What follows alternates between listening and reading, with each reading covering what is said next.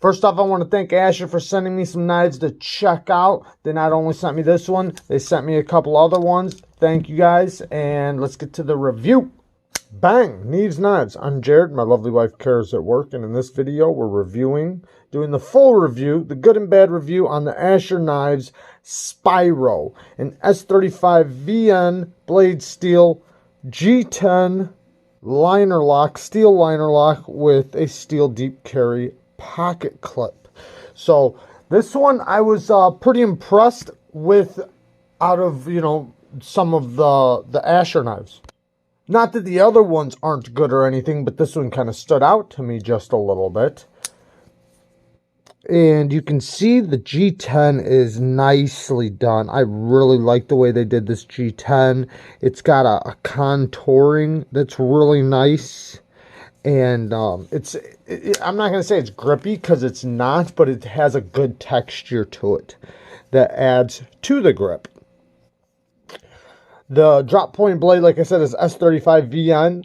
I did sharpen it. I did use it before sharpening. I took it to work and, basically worked with it. And it didn't have that bad of an edge, a factory edge, but I did want to put my own edge on it. And, it's very important. It's also going to come into play with this knife. It's how easily I can get it out, make a cut, and fold it back up, and then use my hand. Because if I pull this out of my pocket and I grab the thing I'm cutting and I cut it, I still might need this hand. And instead of using it with the blade open, it's nice to get it shut really quick, get that hand, and use it at the same time, or possibly even fold this up, get it in my pocket, use this hand, and I'm going to need the knife right back again. So the faster I can get that into play, or let's say not just the fastest, but like the fastest and the least amount of issues, the least amount of movements, it takes up less time. So in the day, I can get more work done, more things done, and have less problems manipulating and trying to, mess with a knife. So, okay, so then I sharpened it. I did sharpen it up. I actually just sharpened it this first time, because this is the first edge I've put on it, on the little Worksharp field sharpener. It worked really good. And in this case, I just used the 600, or the coarse, the fine. I knocked off the burr on the ceramic and stropped. I didn't go crazy. I didn't sit there and try to polish it or nothing with the ceramic or anything like that. And I sharpened it up, listening to good old Bob DeMarco, the knife junkie in the background. And yeah, it went really good. After sharpening and getting it all sharpened up, I wanted to test it again, like now with my edge. And I just want to say this, I don't know, I don't think the edge was burnt in any way. I didn't notice like the edge, catching more damage than it should have or anything like that. But, I did use it pretty good, and I felt like it was about, it needed a new edge at that point, and which wasn't a big deal. So after slapping an edge on it, I did want to use it some more now with my edge, and maybe see if it got a little bit better performance, even though I wasn't counting my cuts or anything, so it's not like I honestly could have known. But, so I used it for a few days, just cutting up recycling around the house. I carried it, just normal stuff that you'd cut. And also, I want to say, this thing cuts very well. Unlike the other Asher knives, which we'll break out a couple here in a second for some size comparisons, this one gets down pretty thin behind the edge, and it has a very thin blade stock. So the blade stock is nice and thin, and then it gets down to, I think I measured it at like 14 thousandths behind the edge, which is a lot better than the other knives that were around, I think it was around 20,000. Don't quote me on that, but one of my other Asher knives was around 20,000. So this thing was cutting very well. I I also did some cutting through double cardboard, where I took 2 pieces of cardboard, put them together just to kind of show how it goes through. And when you do a cut like that, you might notice my first cut, I just tried to just push through, which you don't want to just smash a knife through cardboard. You want to make sure when you're cutting through that you're kind of going at an angle, or going like this at an angle. You don't just go straight. You know, have a little bit of a turn this way or turn this way, so that the cardboard gets teeth as it's going through, and it blades right through. There was even times when I was doing 3 pieces. I didn't get it on film, not a big deal, but I was, and it goes through pretty doggone good. So let's get some quick size comparisons. Here's the Benchmade Bug Out. Very, very similar to the Benchmade Bug Out in length. They definitely do not feel anything alike, though. Then here's the Kaiser Swag Swayback. You can see that's pretty close. The Asher being just a little bit bigger, and it feels a little bit bigger. And then here is a Hinder XM18 3-inch. With the non-flipper. They are very, very close in length as well, but this knife feels bigger. This one definitely feels smaller in the hand. And then just a couple that everybody kind of knows. Here's, well, I guess I already did the Bug Out, but there's the Spyderco PM2 and the Spyderco Manix. You can see they're both quite a bit bigger. And the Feldspar. The CJRB Feldspar. Here's the Asher Nomad on bearings, the axis lock on bearings, or whatever they call their lock. And then here's the frame lock Nomad,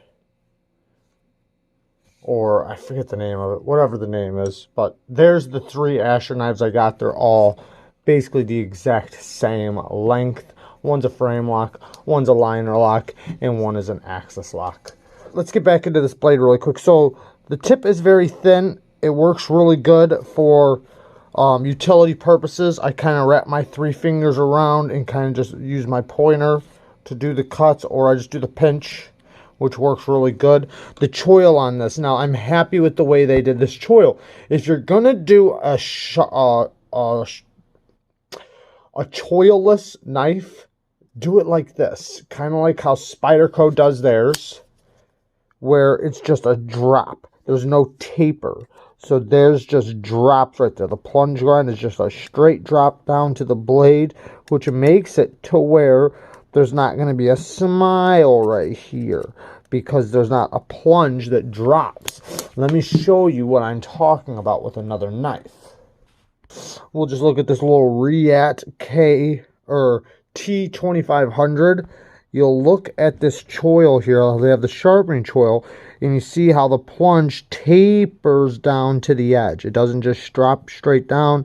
It tapers down to the edge. So now if I sharpen back here and I sharpen all the way back to here, it's going to start making a smile this way if I'm not careful, because you can see this is all plunge grind right there. So in this case, so they did it very well. When I see a choilless knife, this is the way I like to see it done. It's really nice because you can just sharpen right up the blade. Now, when sharpening, the thumb studs do get in the way a little bit. Now, you can do one of 2 things. You can either A, remove it, because they are removable, or B, you can, if you freehand, you just hold at an angle and sharpen at an angle. You don't sharpen straight across the stone like this, because otherwise they get in the way. You just angle it, and it works just fine. I'm sure with a fixed angled system, you could probably clamp, because they do have a flat right here. You can probably clamp there and reach it just fine, but not that big of an issue. It is avoidable. Now to the handle, the ergos are amazing. I love the ergos on this. They are fantastic. I do feel the clip a little bit. I thought I was going to feel it more because it's such a wide clip. It just happens that the clip sits like right in the meat of my hand, which works great. because I hate it when it hits right here on the bone or when it just winds up in an annoying spot. This is not too bad for me. Like I said, I do feel it, but it's not bad. It just sits in a comfortable area of my hand. Pull cuts, not bad at all either. My fingers do land on a clip, but they're gonna no matter what because it has a clip, and I'd rather it have a clip than not, so not a problem. It does kind of angle towards me, but you do want to watch out for the objects slipping up and around the blade, so you kind of angle it towards you when you pop straps. But yeah, the texturing and the G10 is done very well. I do like this G10. You see it does have a G10 backspacer back there that you can dye if you want to and make it a color, or you know, something with a little pop if you want to. You can see it does have a reversible pocket clip that goes from one side to the other, and you do have the little plate to fill it, so it's not just an open hole, which I personally appreciate. I like that. Now it does go in and out of the pocket just fine. Now you'll notice that the screws, not only is it inset into the G10, they used flat screws. Now they do have a little tiny ridge on the screws, but it never gets in the way, so I give them props for that. Thank you for that. Thank you for not using big square screws or big domed screws. It works out perfect. It is nice and centered. Has not came off of centering. It is running on bearings, ceramic caged bearings, which you can probably see in there. They are very, very smooth. The stop pin is a good size for this size knife. This is a good size stop pin, so I'm happy with that. You can see there are liners on both sides. They don't go all the way out to the edge. They kind of just go right down the middle. You can see it right there on both sides. So the stop pin actually does lock into the steel liner, which I do like to see. Adds to the strength. It is locked up nice and solid both ways. Very much appreciate that. Now, this isn't a big knife. This is, I would call it a medium-sized knife, because I don't consider this a small-sized knife. This is a very capable size knife. It's not small. It's not big. It's just right there in the happy medium spot. The total length is like 7 1/4 with a 3-inch blade, but the 3-inch goes to here. So you see you have, you know, this part right here, but basically all the main part is basically 3 inches. So you basically have 3 inches of cutting as well. The blade is 3 inches plus the cutting is 3 inches, which is nice. T8 pivot, T6 screws in the back, T6 screws on the clip. Let's get to the action. The action is amazing on this knife. This is, not only does it have a really good sound, which I'm going to shut up and let you listen to, but it works really good. The detent is very, very well tuned.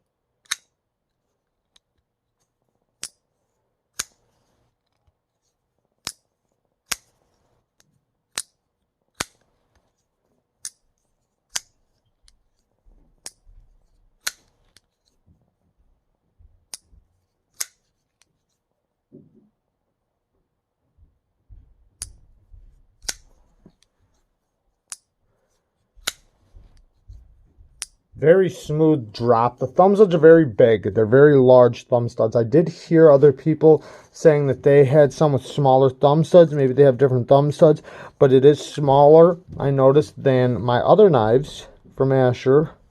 So these are nice and big, and it makes it very easy to get to them. Very easy to slow roll. The detent, I would say, is very tuned nicely. Exactly where you want it, but it is not a strong detent by no means. You can easily do a reverse flick. I would never, with my exact one, I don't see anybody saying that this thing is hard to flick or they have an issue with flicking it. It is super easy to flick. The lock bar, super easy to get to. The detent is nice and early. It's always past the detent, and the smooth drop. The drop is very smooth. So when I'm using it, it's so easy to get out, cut, and then unlock, get right back in the pocket. Like, it's just super fast. And then if I want to, I can just use my finger to close it. If it hits that detent, it doesn't have a ramp, but it doesn't need it either. But you can kind of use it like one of those double detent knives and just shut it. or just right in the pocket. Very nice. Very, very fast deployment. I like the action on this. It's very addicting. And like I said, the slow roll is very easy because the thumb stud is so big. You just basically, your thumb almost lands right on top of it no matter what, and you're ready. It's just ready. It feels like it's always ready to cut, which I like. So, what are some bad things? So, I don't like T6 screws. I think that they could improve this so much with T8s. I get on T6s so much because of a couple reasons. I grew up in construction, so I've seen the weakness of what small screws can be like. I've seen tools fall apart. I've seen objects fall apart from small screws. Do I think this will fall apart? No, but I've had knives break in my hand. Maybe I was abusing them, but regardless, I've seen it. I've stripped many screws, and then even just like when they're cold, they're Loctited, and then they're small, so then when you try to take them off, they wind up breaking or stripping out. I just like to just I understand there's lots of well done T6 screws out there, but I just rather see T8s. I don't see why we even use T6s on quality knives anymore. Just get rid of it. Just abolish T6s. Use T8s. It'll just make life so much easier. So, but they are T6s either way. They seem like they are, if it'll zoom in, or if it'll, come on.